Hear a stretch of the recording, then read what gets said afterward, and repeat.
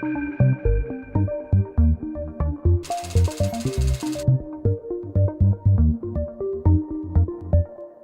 morning, everybody. Delighted to be here. Thank you for the invitation, Ian.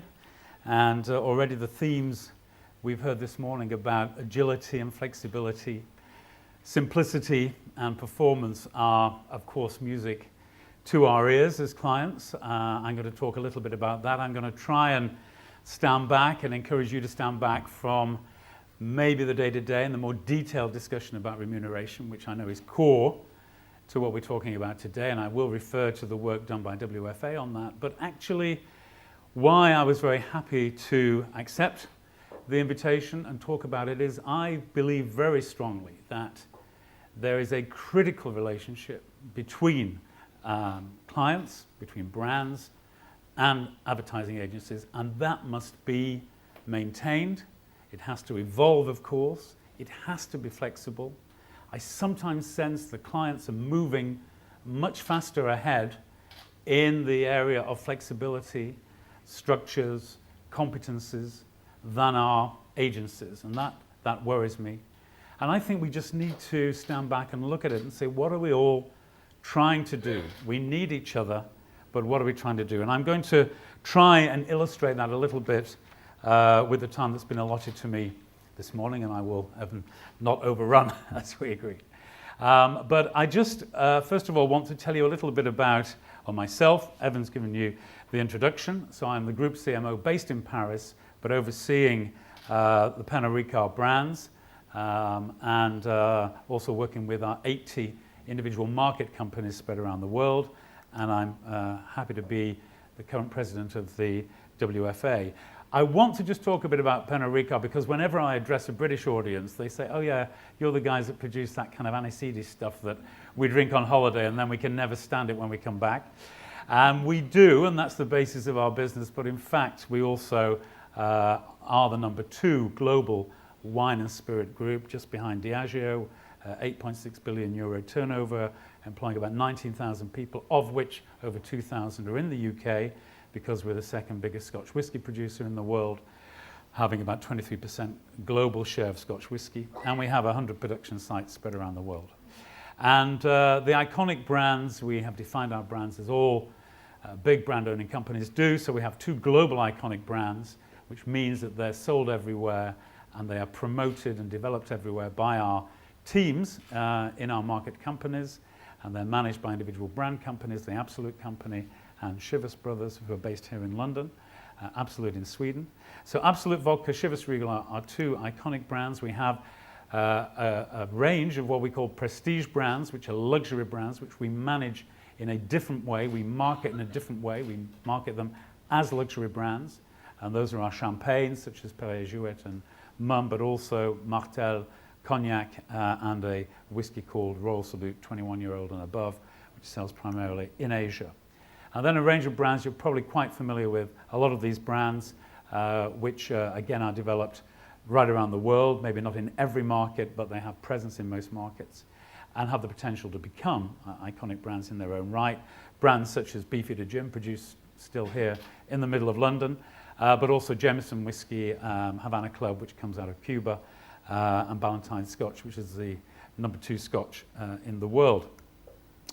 And we come from, obviously we're a French-owned company, but we have a clear set of values. The brand Ricard, which again you're probably all familiar with from your holidays in the south of France, was developed only in 1932 by an iconic person, Mr. Paul Ricard, who developed his pastis. Everybody in Marseille produced pastis. It was a local cottage industry, and he decided he was going to produce the best pastis and make it into a brand that would carry his name. And his philosophy was very simple. All you have to do, he said to his team around him and his sales force, is make a friend a day. In the way you connect with people, in the way you sell to bars or stores, and in the way you connect with consumers. So in many ways, he understood social media. Before social media existed, it was just, in his day, it was done face-to-face, one-to-one basis. But this is something we've captured in a way of brand building, in a way we share with our agencies, because we believe this is the way to proceed in building brands that have strong emotional connection, social connection, and are very aspirational. Pernod and Ricard were two separate companies. One founded in 1805 in the French Alps. That was Pernod, but initially it was Absinthe. And as you probably know, Absinthe was banned in 1915 during the First World War by the French government. And this evolved into the brand of Pernod. And Ricard, which is a pastis, which is a different base. It's aniseed, but it's a different type of drink. And the two came together in 1975, very strong rivals. They came together to fight against the invasion of the British, who were coming and developing Scotch whisky everywhere in the world. And this was an attempt to maintain the dominance of pastis and anise in the French liquor market, and at the same time develop whiskies of their own. And then we had three very significant acquisitions: part of Seagram in 2001, part of Allied Domecq 2005, and the Absolute Company 2008, which propelled us into this worldwide global number 2 company. So that's who Pernod Ricard is, and therefore we work with a range of agencies on a global basis as we're building global brands.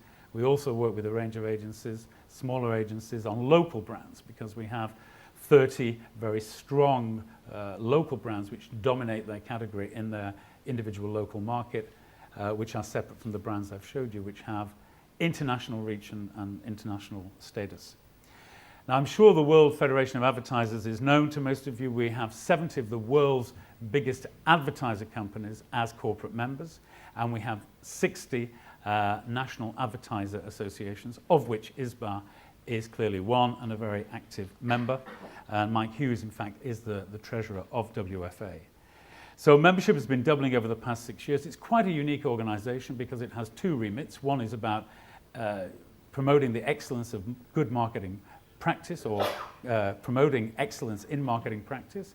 And the second one is actually to work very closely on public affairs. And as the two come together increasingly with concerns expressed in all sorts of categories, of food, alcohol, but also technology, automobiles, etc., there's more and more reason for the WFA to have a voice, to deal directly with people like in Brussels at the Commission, etc., and to put forward a case which is defending the right of marketers to continue to communicate.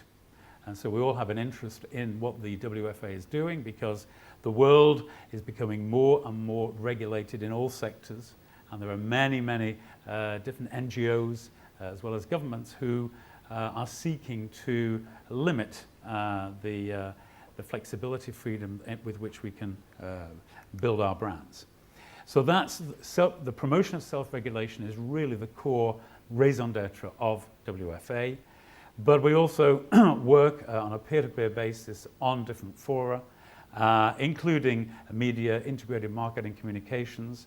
As you can see, a CMO forum, which I chaired recently in Cannes, with about 30 CMOs, and talking about issues that really relate to all of our concerns in terms of building our brands. And we've undertaken the recent survey in terms of remuneration, because clearly that is something that's of particular interest to all our members. And you'll see I've got 3 or 4 charts on this. The orange segment there is about time-based remuneration. Red is fixed in terms of fixed against a specific output, and green is more performance related on the basis of how the brands or services perform on the basis of the work undertaken by agencies. And there you can see spread across all different agencies, but in particular the ones that you'll see on the right for creative agencies and full service agencies, again showing that time-based is still dominant at around 51%. But more interestingly perhaps is how this has evolved and how it is evolving over the last 3 years, from 2011 to 2014. And you can see a reduction in the hourly-based remuneration, an increase in performance-based, the green one, and a small increase also in terms of fixed output. And in terms of media agencies, this is even more pronounced. So I guess we can talk a little bit more about that on the panel. But I just want to stand back a little bit and say remuneration and endless discussions of remuneration and bringing in procurement and commoditizing the work is not what I believe the discussion really is about. The discussion, that is a consequence of not actually resolving what the client-agency relationship really means. And one of the questions I ask is, why are agency people no longer at the top table with boards or executive committees of big groups? Yes, we have legal representative, we have very high-powered financial people, we have consultants and consultancies, business consultancies, but where are the agencies, the people who represent the consumer, the people who have a point of view about what's going on around the world, that are dealing with a number of clients, and clients are sharing, as we see in WFA, some very common concerns. I want to get senior agency people back at that top table. And, you know, very simply put, because I was asked by a leading London-based agency to address their worldwide conference in Paris recently, and I said, well, look, it's very simple. I mean, as far as I'm concerned, what are we looking for? I call it the 4 C's. Actually, you'll see there are 5 C's on that chart, but as you know, we always ask for more than we put into the brief as a client, so I thought I wouldn't break that tradition. But the 4 C's for me are around, of course we want creativity, we want challenge, we want to be challenged by you. Agencies are in a remarkably strong position. If we build a strong relationship with you, we can be challenged by you in a way that is different to being challenged by people in our organization, whether it's bosses, whether it's people in individual markets, colleagues. There's a different angle to that kind of challenge. Your challenge can be genuine, transparent, and based on experience outside of the business. We want you to be connected to the business, and this is what I think is the biggest problem that's happened over the years. You were trusted partners in building the business. What business problem are we trying to solve? Should be the first question an agency and client discuss. Not about creativity, not about how much we're going to spend, not about how much we're going to pay you or how or what model.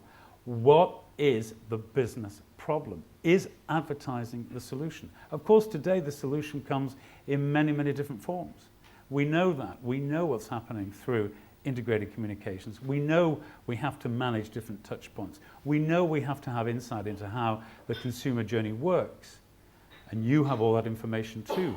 But what is the business problem ultimately we're trying to solve now and into the longer term that we can measure, going back to measurement, brand equity. We're a brand company. That's what matters to us, is building long-term value for our brands. How are you going to help us do that? And let's also be clear in our short-term objectives versus our longer-term objectives in terms of brand building and the role you can play in both. And the fourth one is continuity. Because in big groups, we like to move people around. It's all part of their career development. It's part of keeping them fresh, bringing perspective from one of our businesses to another, etc., etc.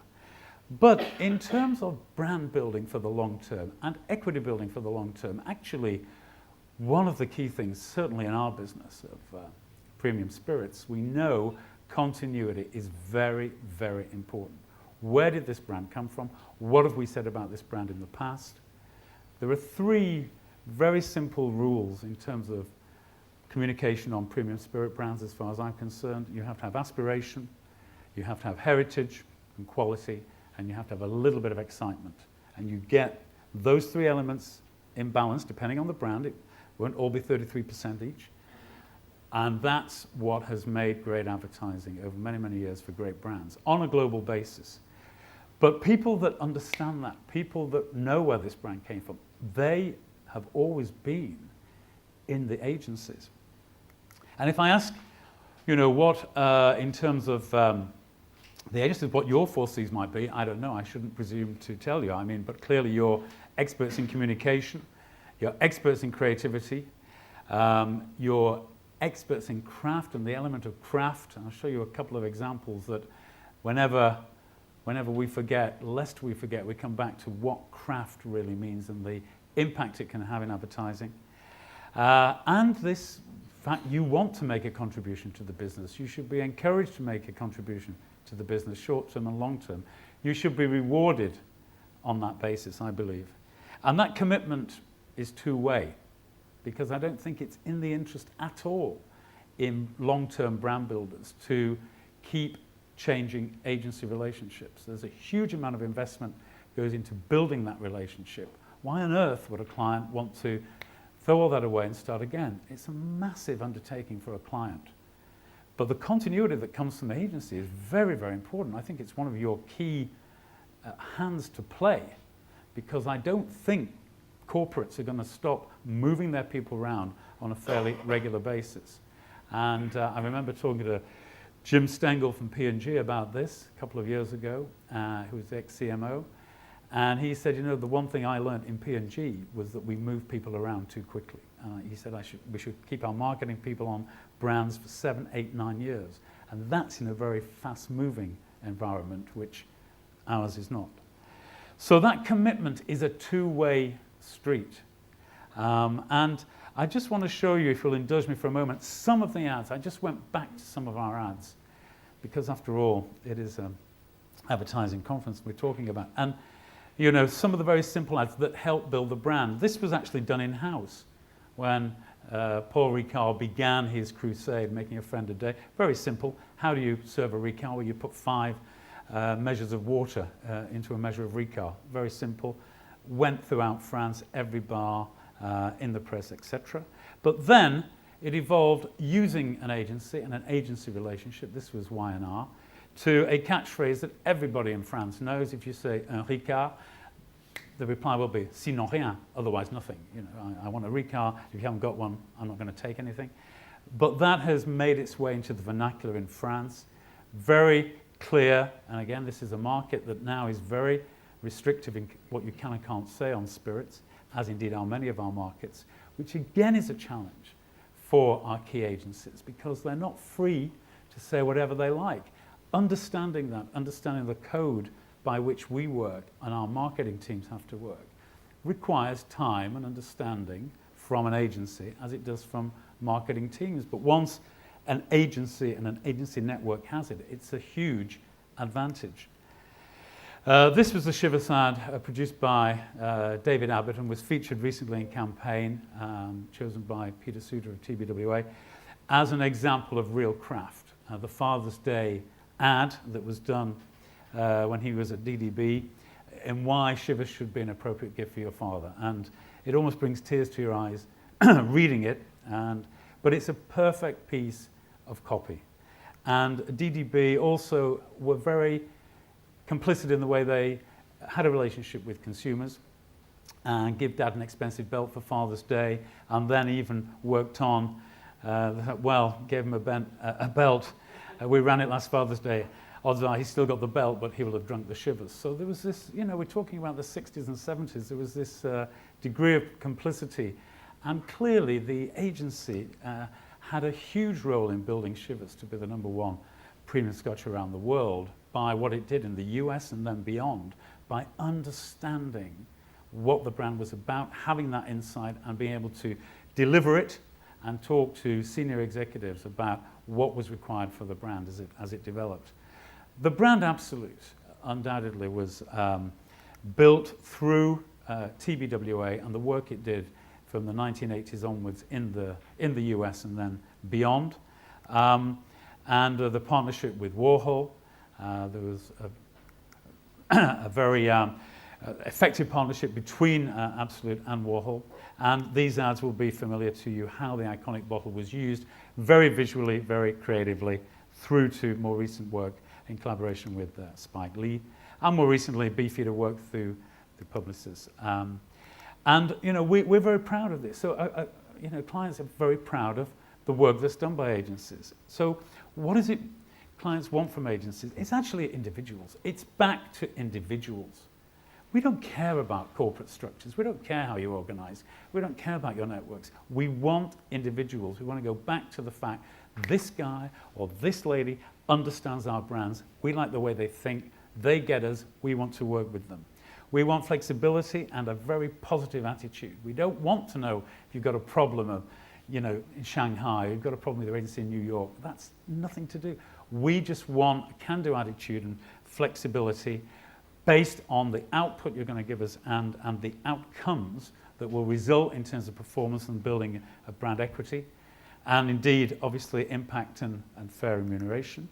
We don't want inflexibility. Again, back to Ian's point. We don't want this relentless focus on bottom line and remuneration. We don't want you to be more corporate than we are. I won't refer to the recent mega merger, which didn't actually take place, but I think most clients looked at it aghast and said, what's going on? Capitalization of this group will be higher than most clients. And what are they spending their time doing? Financial engineering. What's in it for the client? And we don't want to be counting the hours. This is all about a supplier relationship. That's not what we want. We want partnership. We don't want a conventional supply relationship race to the bottom. So I'm advocating that we start again. Advertising agencies were built by entrepreneurs. That's why the names are still above the door. That's why you knew you were going to see Mr. or Mrs. X. They were the people who were confident to put their names above the door and tell you, you will get me and my time and my input to your business. What's happened to that? Clients, we put names on labels. Ballantyne's was a man who developed whiskey. Chivas Brothers developed whiskey. Martel was a man who, those names, Ricard, still persist, and the values of those people and what they did, we want to stay loyal to. So I think there's an obvious fit between clients and agencies by recapturing that entrepreneurial spirit. And I don't think we're the only corporate who are trying to do that within our business, because the way we are restructuring, the way we're creating smaller teams is precisely to recapture that entrepreneurial spirit that built the business and the brands in the first place, so we don't become a huge, amorphous, big corporate structure. And I think agencies have to do the same thing, and one of my concerns is maybe agencies are not doing it as quickly as clients are. So if I were asked to build an agency of the future, what would I need? What would I do to build this agency for my needs? So of course we need to focus, as has already been said, on what is the output we're looking for and what is the outcome we expect. What do we expect to happen in a business sense as a result of this investment and this activity? Let's be very clear, you are connected to the business. It's not just about being creative. And maybe too much emphasis is put on the fact we want you to be creative. We want commercial creativity, which Ian talked about. It's exactly what we want. Creativity with a purpose.